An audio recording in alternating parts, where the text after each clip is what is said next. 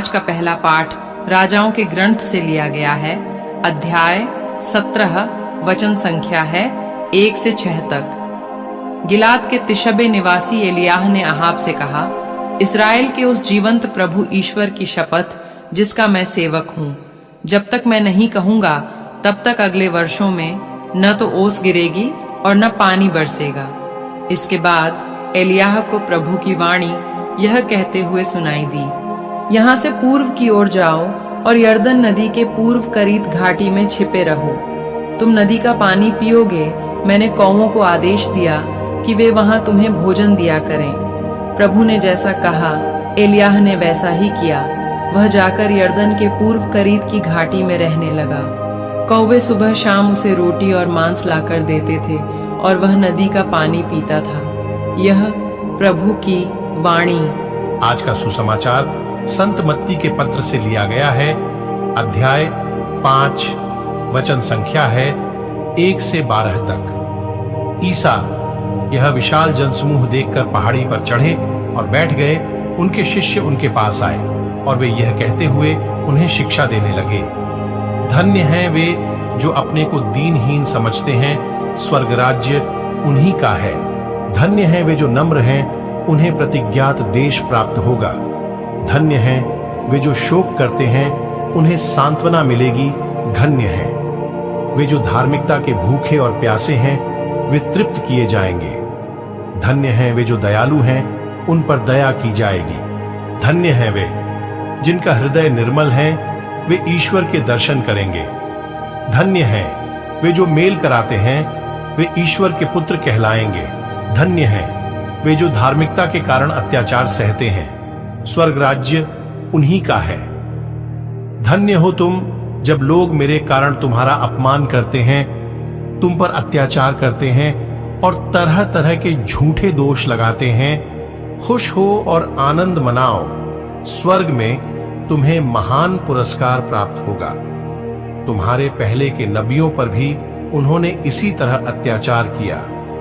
यह प्रभु का पवित्र सुसमाचार है। मनन चिंतन।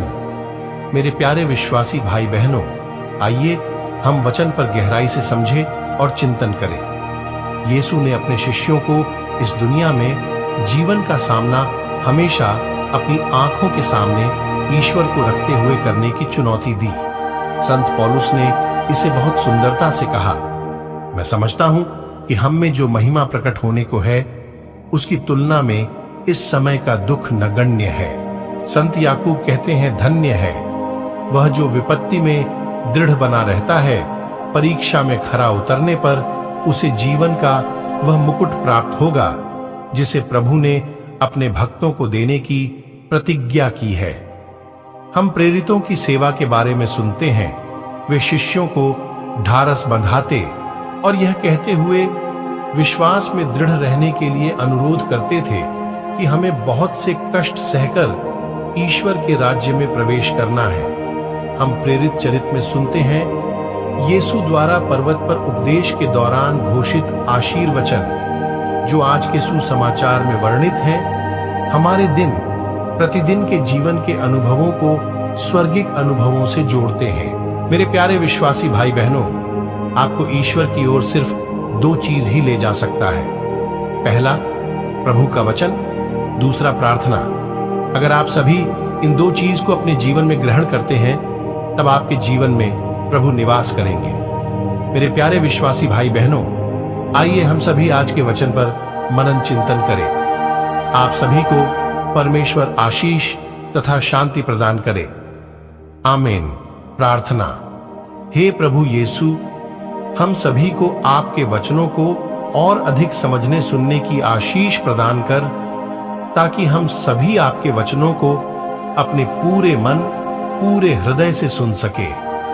हम जब वचन सुनते हैं तब हमें शैतान परेशान करता है, हमारे मन को किसी और चीज की ओर ले जाता है और हम वचन को छोड़कर दूसरी चीज को देखते हैं।